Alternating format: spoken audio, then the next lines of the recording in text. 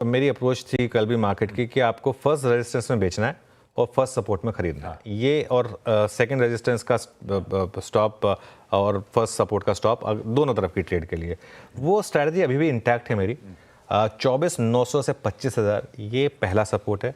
ये सपोर्ट की अहमियत क्या है? ये पिछले कुछ दिनों का लो है।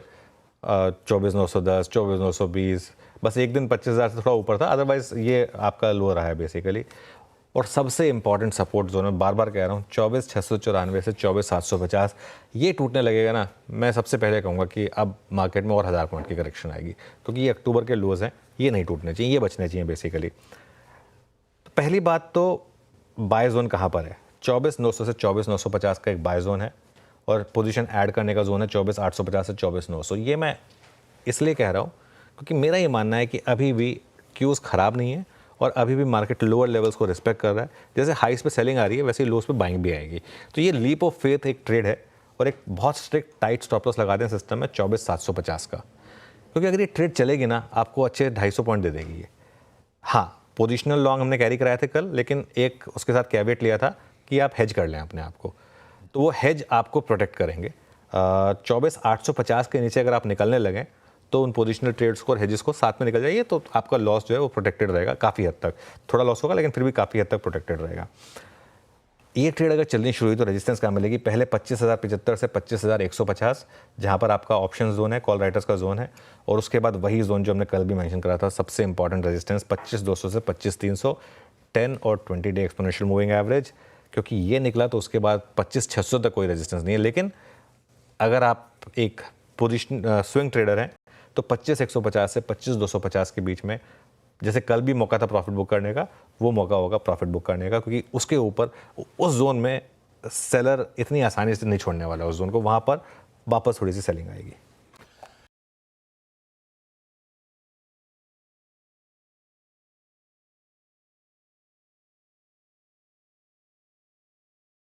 बिल्कुल, कोई क्लियर वर्डिक्ट नहीं देखे गया, बस एक ही क्लियर वर्डिक्ट देखे गया कि 20 डेमा के आसपास बस लाइव घूम रही है। बैंक निफ्टी पर पहली बात तो आज बैंक निफ्टी की वीकली ऑप्शंस एक्सपायरी है, कुछ ही हफ्ते बचे हैं बस वीकली ऑप्शंस एक्सपायरी के। अच्छा, बाई चांस एक और चीज़ आपको बता दूं, मैं थोड़ा सा आपको खुश कर देता हूँ। ये जो मामला चेंज हो रहा है ना 20 नवंबर से एक्सपायरीज का मामला चेंज हो रहा है, अब वो 20 नवंबर से नहीं होगा, अब वो 19 नवंबर से होगा। मतलब अच्छा कि नहीं, क्योंकि वो थर्सडे ऑनवर्ड्स इंप्लीमेंट हो रहा हो। नहीं, क्योंकि 20 नवंबर को महाराष्ट्र में इलेक्शंस हैं। अरे तो मार्केट छुट्टी वेडनेसडे है। हाँ। गावा सर ने अभी पूछा हुआ है, इसका मतलब 20 नवंबर को छुट्टी है। 20 नवंबर को छुट्टी होगी। यही खासियत है, देश भर हमारे इलेक्शन के डे को एंजॉय कर रहा होगा। तो मुंबई में महाराष्ट्र में इलेक्शन, देखिए मुंबई का दिल कितना बड़ा है। हम मतलब हमारा इलेक्शन हमारे यहाँ होगा, हम वोट कर रहे होंगे, लेकिन बाकी पूरे ट्रेडर्स को सबको छुट्टी होगी। आप अपना मिड वीक हॉलीडे एंजॉय करिएगा। और देखिए मानस तो खुश हो रहे हैं, लखनऊ में वोट तो डालना नहीं है, लेकिन छुट्टी मिल जाएगी आपको। गावा सर ने पता शो में बैठे होंगे, उन्होंने पूछा, मैंने कंफर्म किया था। मैंने पिछली 2 बार के वो जाके कंफर्म किया मैंने।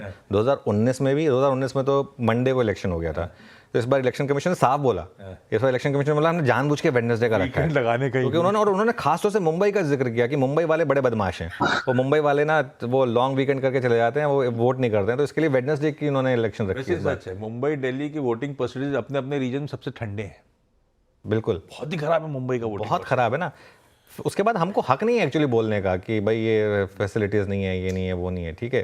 खैर एनीवे, तो कल तो 20 नवंबर को अगर वो इलेक्शन कमिश्नर की अगर थोड़ी सी फुटेज है ना वो दिखा दीजिएगा। कल वो मूड में थे काफ़ी, मैं सुन रहा था उनकी जो स्टेटमेंट्स है, क्योंकि मैं घर जा रहा था तो गाड़ी में बैठा था, तो मैं सुन रहा था वो क्या कह रहे थे।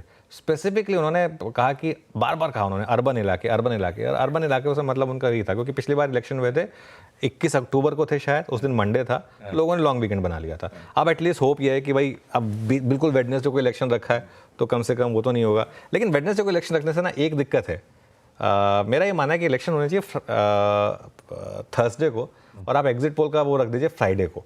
उससे होगा क्या, वो जो बीच बीच में आजकल गेम्स हो रहे हैं ना, वो बेसिकली दिक्कत वाला मामला हो जाता है। खैर एनीवे, मैं टॉपिक से थोड़ा डाइग्रेस कर रहा हूँ, क्योंकि आपने बात की थी और मुझे 20 नवंबर याद आ गया, इसके लिए मैंने सोचा कि बता दूँ इस बात को।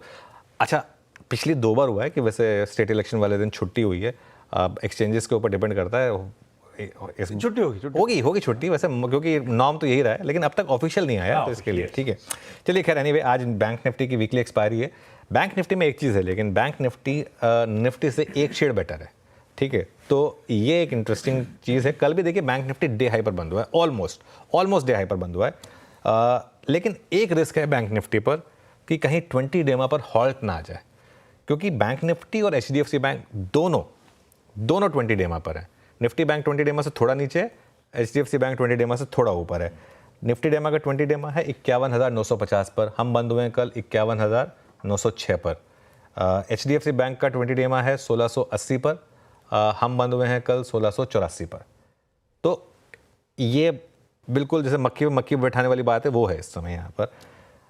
अब आ जाइए एक्सपायरी पर। ऑप्शन की रेंज क्या है? 51,600 से 52,200।